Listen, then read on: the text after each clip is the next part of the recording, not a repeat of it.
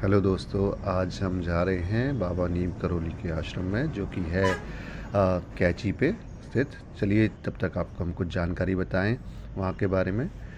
तो कैंची धाम के बारे में आपको बताएं कि ये एक धार्मिक तीर्थ स्थलों में से एक कैंची धाम आश्रम श्रद्धालुओं के बीच काफ़ी लोकप्रिय है। प्रसिद्ध संत नीम करोली बाबा ने यहाँ एक आश्रम स्थापित किया था जो कि शांतिपूर्ण आश्रम स्थल बन गया है। यहाँ लोग आंतरिक शांति की तलाश में आते हैं। कैंची धाम एक आध्यात्मिक केंद्र है जो कि उत्तराखंड की सुरमय पहाड़ियों में स्थित है।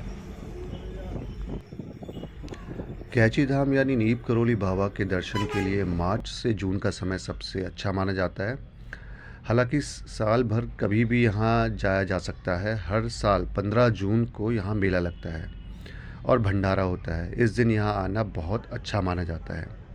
अब हम कुछ और जानकारी दें आपको यहाँ के बारे में, तो कैंची धाम जाने के लिए आप काठगोदाम या हल्द्वानी से पहुँच सकते हैं।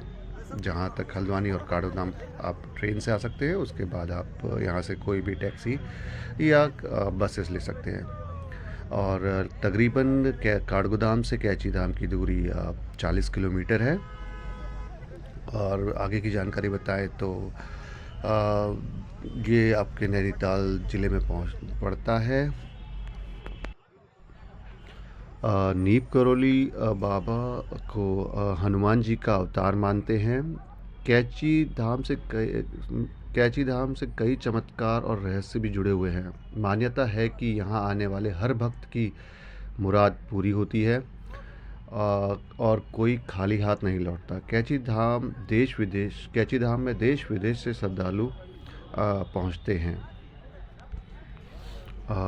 कैंची धाम में कई चमत्कार हुए हैं। अब इसके बारे में आपको जानकारी बताया तो कहा जाता है कि इस धाम में बाबा के कई चमत्कार हुए। जैसे कि कैंची धाम से जुड़ा एक चमत्कार हम आपको बताएं कि एक बार कैंची धाम में भंडारा चल रहा था, लेकिन तभी घी कम पड़ गया।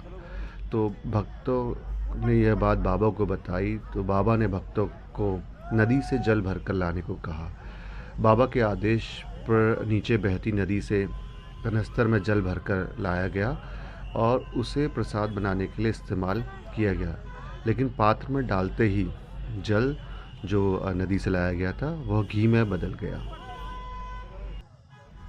अब एक और चमत्कार के बारे में जो यहाँ पे बताते हैं कि कहा जाता है कि एक बार भक्त गर्मी से बहुत तप रहा था बाबा जी का। तो तब नीम करोली बाबा ने अपने भक्त को तपती गर्मी से बचने के लिए उसके लिए बादल की छतरी बना दी और उसे ही आसमान में पहुंचा दिया।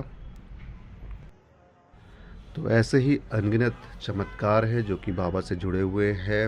और बाबा नीम करोली से जुड़े हुए अगर आप यहाँ आते हैं तो यहाँ पे आपको उनके बारे में और जानकारियाँ मिलती हैं। उनसे जो यहाँ पे पुजारी हैं उनसे भी आपको जानकारियाँ मिलती है। यहाँ पे आप आएंगे तो आपको उनके बारे में किताबें भी उपलब्ध है, वहाँ उनकी लाइब्रेरी भी है। लेकिन जैसे कि मैंने आपको पहले ही बताया इस वीडियो में कि ये देश विदेश में प्रसिद्ध है और दूर दूर से लोग आते हैं, तो यहाँ पे भीड़ बहुत होती है। तो फिर भी आप लोग किताबें ले सकते हैं यहाँ से और बाबा जी के चमत्कारों के बारे में और भी जान सकते हैं।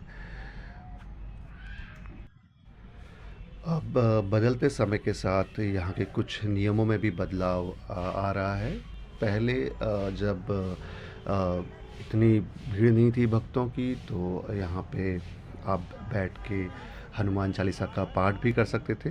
लेकिन जिस तरह से यहाँ पे भीड़ बढ़ते जा रही है, तो अब प्रशासन और मंदिर संगठन ने ये प्रक्रिया चेंज कर दी है, बदलाव कर दिया है कि अब आप लोग बाबा जी के दर्शन कर सकते हैं, मंदिर के दर्शन कर सकते हैं यहाँ पे। और बाहर जाके ही आप कहीं पे एक जगह बनी हुई है, वहाँ पे जाके आप हनुमान चालीसा पढ़ सकते हैं। अंदर मंदिर परिसर के अंदर फ़ोटोग्राफ़ी, मोबाइल इस्तेमाल करना, वीडियोग्राफ़ी बिल्कुल मना है। तो बिल्कुल आप इनका इस्तेमाल ना करें।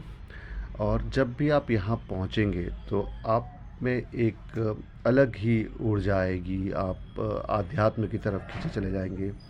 इसीलिए यहाँ पे इतना महत्व है, जो भी व्यक्ति एक बार यहाँ आता है तो उसके मन में दोबारा आने की इच्छा जाग जाती है और वह अपने आप ही खींचा चला आता है। मैं अपने बारे में ही बताऊँ तो मैं ही कई बार यहाँ जा चुका हूँ, क्योंकि और जब भी जाता हूँ तो फिर मन करता है कि दोबारा कब आऊँ, कब बाबा जी मुझे बुलाएँ, कब मैं दर्शन करने आऊँ। तो आप मैं तो ये बोलूँगा कि आप लोग भी आइए और अपनी-अपनी मनोकामना जो भी आप रखते हैं बाबा जी के सामने रखिए। साफ मन से बाबा जी सबकी सुनते हैं, सबकी सब पे कृपा बरसाते हैं। तो बिल्कुल मैं तो कहूँगा सब लोग आइए, बोलिए बाबा नीप करोली की जय।